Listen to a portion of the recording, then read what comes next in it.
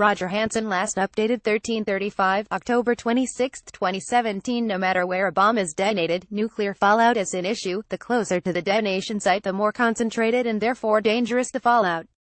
Opinion veteran Pacific correspondent Mike Field, speaking on Radio New Zealand's 9 to Noon program, was somewhat bemused by the U.S. Ambassador Scott Brown's comments. He said that New Zealanders fail to realize the risk of nuclear weapons in the Pacific and think they are too far away to be affected if Kim Jong-un decides to drop a hydrogen bomb in the Pacific.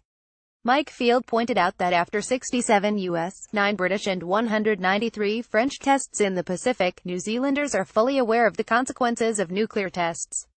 Read more. Roger HANSON: How the first nuclear weapons were developed. Roger HANSON: The haunting question about North Korea's missiles. There are two ways to generate the explosive energy of a nuclear reaction: atomic fission and atomic fusion.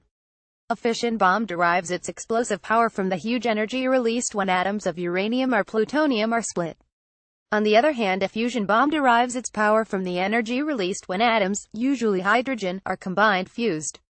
Fusion bombs are up to 1,000 times more powerful than fission bombs. The fusion process requires enormous temperatures to detonate the reaction, and this is usually provided by a fission explosion. Hydrogen fusion bombs are called thermonuclear bombs.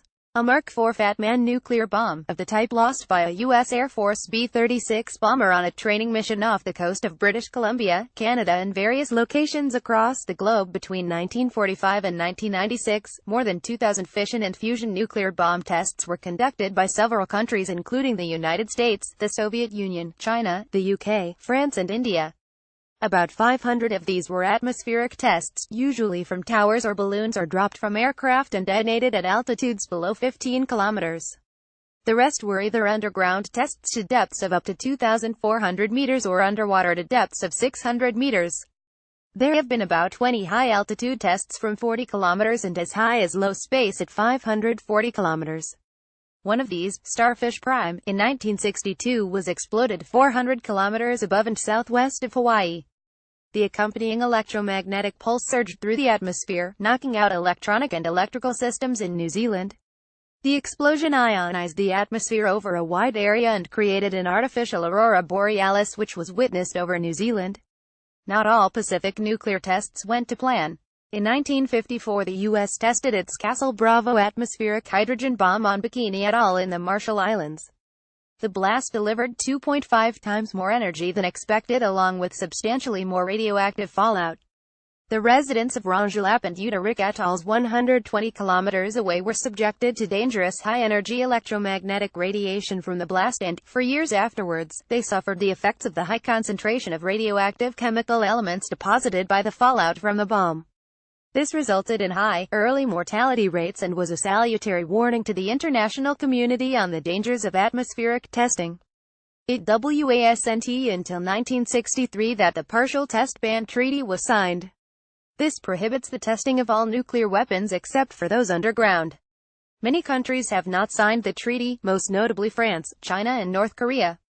In 1996 the Comprehensive Nuclear Test Ban Treaty was prepared, which banned all nuclear explosions for both civilian and military purposes.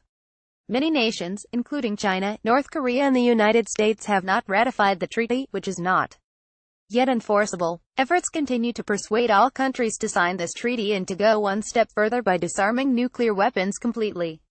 One of the key promoters is the International Campaign to Abolish Nuclear Weapons, winner of the 2017 Nobel Peace Prize.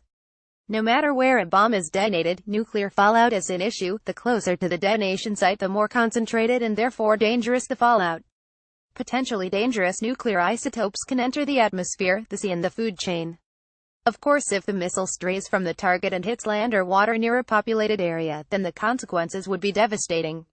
Even if the threatened North Korean test impact zone is far from populated areas, there is a danger that launching an armed nuclear missile and detonating it over the Pacific could be regarded as hostile enough to trigger major military responses from South Korea, Japan and, of greatest concern, the United States. That could drag China into the conflict, leading to a serious confrontation between the two superpowers. Stuff.